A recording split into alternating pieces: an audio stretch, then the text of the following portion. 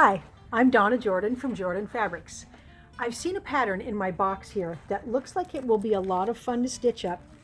It's called Regatta, and it has these really cheerful sailboats. This pattern says that it needs fat quarters, but if you look at the back, you can use fat quarters or 10-inch layer cake squares.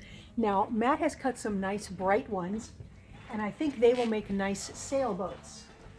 So we have a collection called Well Said here, and it has some stripes and it has some nice colors. So we need this, and then we need a background, and I'm going to use white, and we're going to need sashing, but I'm going to wait till my sailboats are done and then we'll pick out the sashing.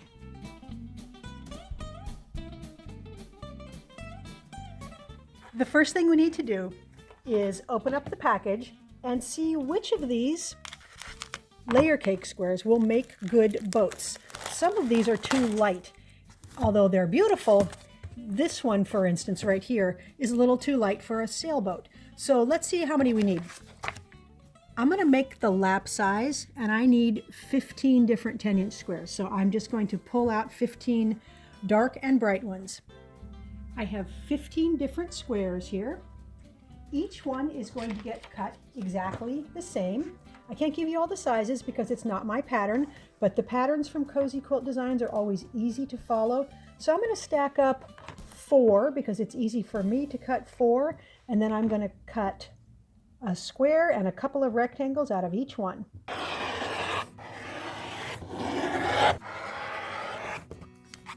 That is all the pieces we need from our printed fabrics to make the boats with. Now we'll move on to the background.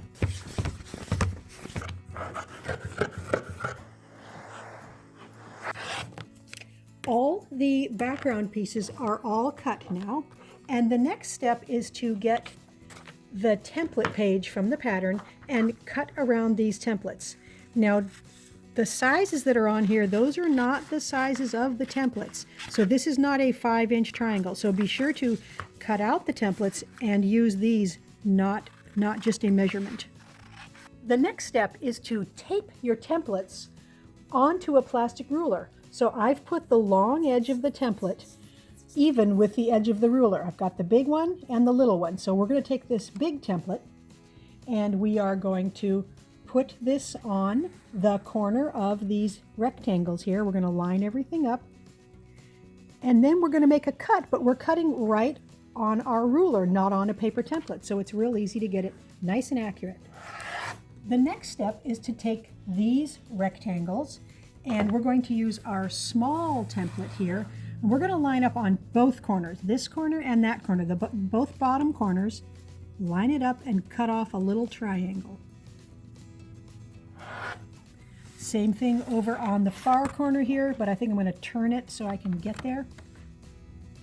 Line everything up and cut that off. I've pulled off all the pieces for one block, and you can already see it starting to look like a boat. So we're going to put this together one piece at a time here. So first we're going to work on the this part of the boat here. So these corners are going to flip right over, and we're going to match everything up there. And this is actually easier to sew if you flip the whole thing upside down. So I'm just going to line everything up, and I'm going to stitch right from there to the point right there.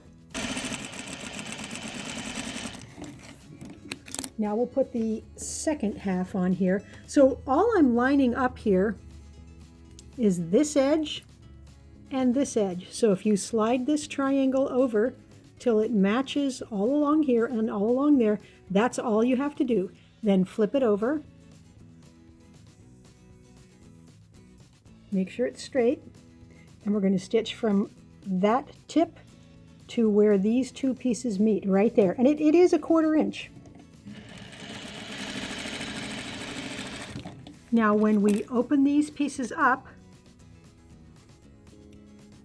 we are left with a rectangle there, and all we have to do is trim off these little dog ears.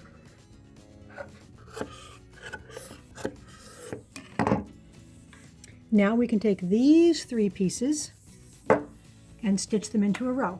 There's nothing special here, just use a 1/4 inch seam and sew all 3 pieces into a row.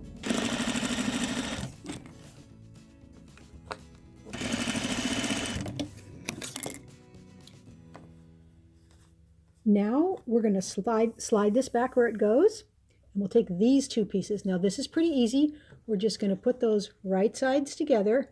I'm going to spin it around here, and I'm just going to line up these edges and leave the same amount of seam allowance here as here. And again, when we stitch a 1/4 inch in, we're going to be right in that spot to that spot. We'll press this seam allowance toward the darker color.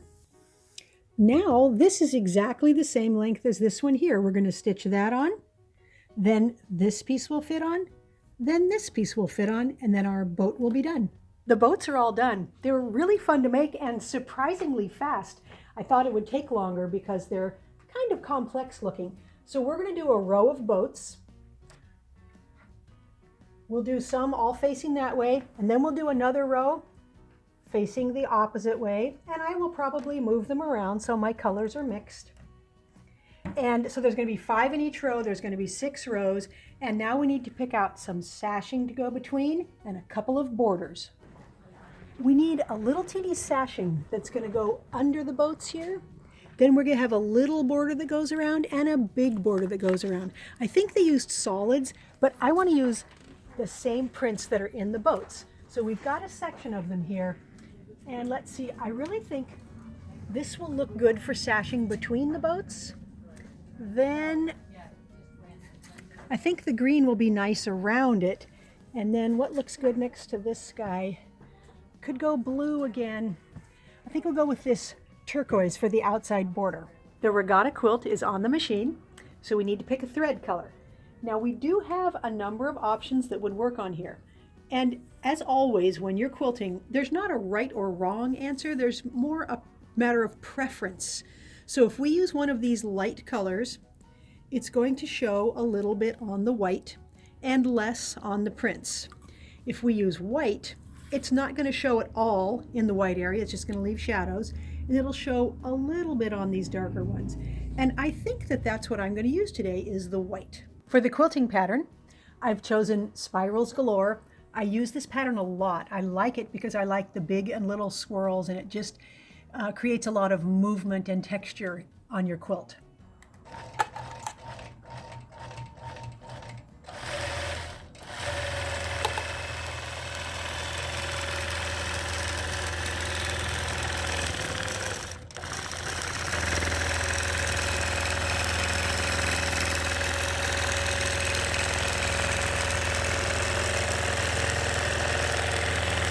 The regatta quilt, it's all done. I'm so happy with how it turned out.